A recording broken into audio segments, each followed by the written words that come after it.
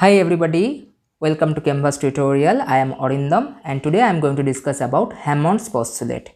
You know that I have already uploaded the video on the Curtin-Hammett principle. If you haven't watched that video, you can check the link in the description box where I have already given the link. You can watch that. It is quite important. You know that this Curtin-Hammett principle, Hammett equation, Hammond's postulate, these are getting more importance these days.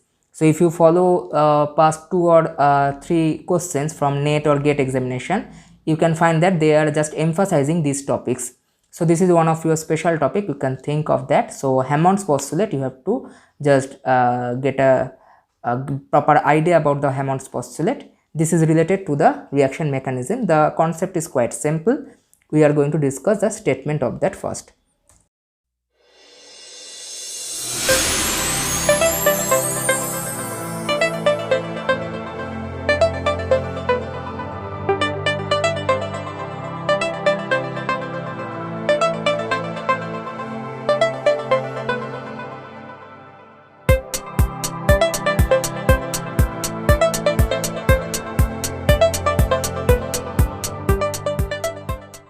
So over here what we can see in the statement of the Hammond's postulate, the transition state of the reaction is similar to the structure of either the reactants, intermediates or the product to whichever it is closer in energy.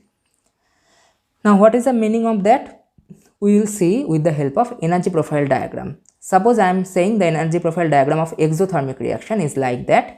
For exothermic reaction, you can see this is a reactant and the product. Product has a lower energy as compared to reactant, and the transition state, it is written over here.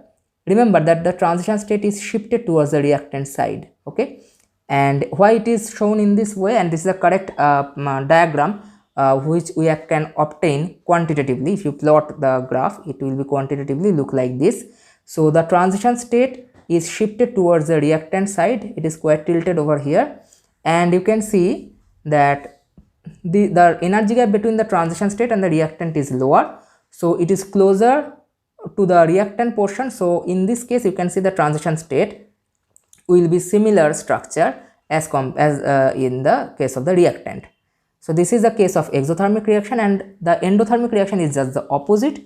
You can see it is an experimental graph. Okay, over here the transition state is shifted towards the product side, and the energy gap between transition state and the product is lower energy gap between transition state and product, you can observe from here, and that is why the transition state will look like the product. So this is what conclusion we can draw. The transition state closer to the reactant, so it resembles with the reactant, okay, in the case of exothermic reaction. And for the endothermic reaction, the transition state is closer to the product, so it will resembles to the product. So this is what we can obtain from the Hammond's postulate.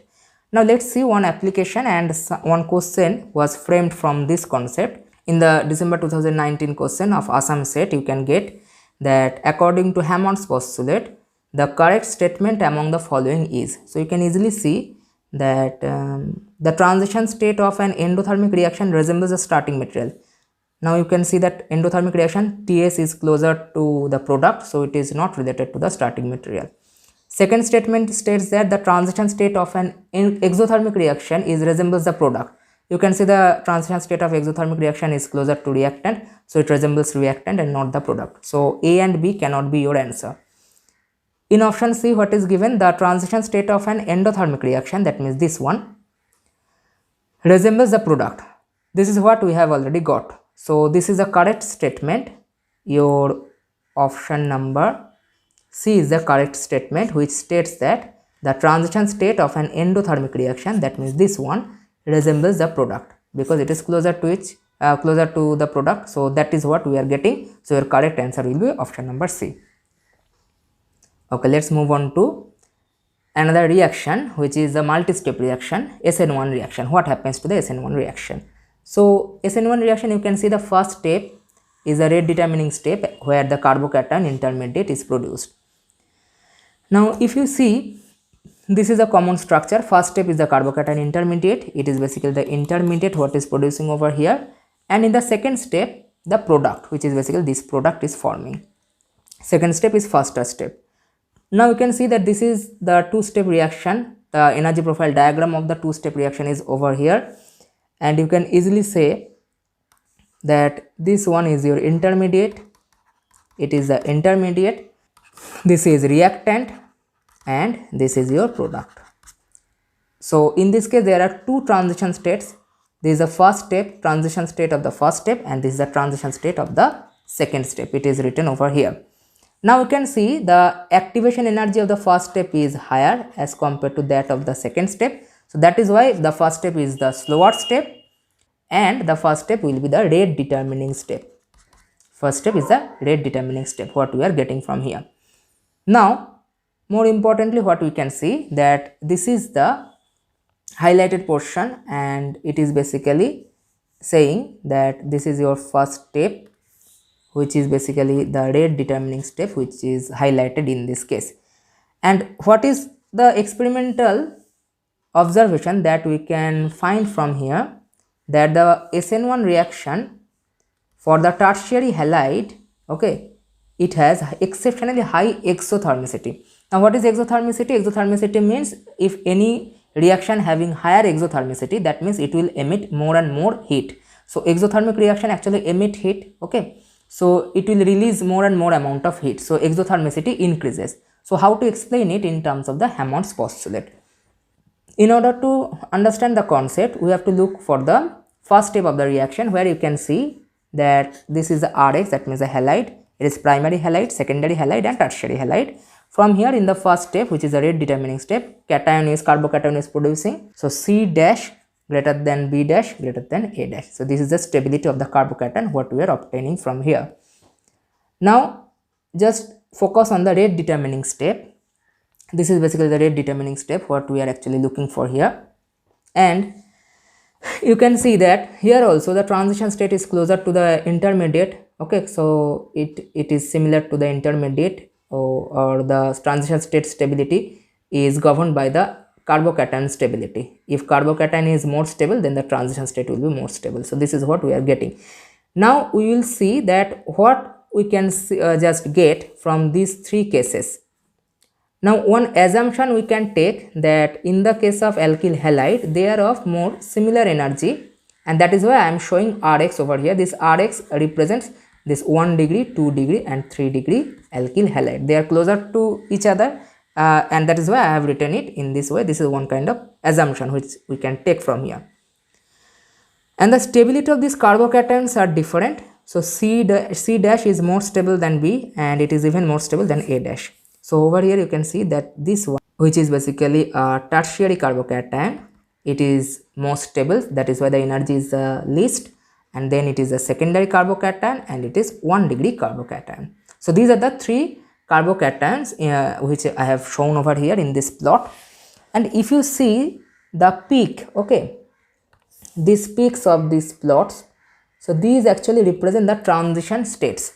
So this peak, this is the first peak, what we can see, it is a transition state corresponding to the formation of the A dash. So it is a transition state of A dash, it is a transition state of B dash, and it is a transition state of C dash. So this is what you are actually getting. Now if you look at the graph carefully, you can easily say that as the carbocation stability increases, the peak is shifting towards the reactant side. So you can see as the intermediate stability increases, transition state shifts towards reactant side. Now I will just remind you a graph, what we can see, just if you follow my earlier slide, you can see that in case of the exothermic reaction, the transition state is shifted towards the reactant side. That is why it resembles with the reactant. The energy gap is lower between reactant and the transition state. This is what we can see for the exothermic reaction, where transition state is shifted towards the reactant side, and for endothermic reaction it is shifted to the product side. Now in case of our this final observation, you can see that as the intermediate stability or the carbocation stability increases, the transition state starts to move towards the reactant side. As it moves to the reactant side, so you can say that it is having more and more exothermic character. So the result is that you can say that the exothermicity increases. So this is what we can get from the Hammond's postulate. I hope you have understood all the thing. If you have still any doubt, you can comment below, and in the next video I am going to cover the Hammett principle, okay, so the Hammett equation. So that is quite important, and in the and next I have a plan to upload video on the Taft equation as well. So keep following Canvas tutorial. If you like the video, don't forget to share and subscribe. Thank you. Happy learning.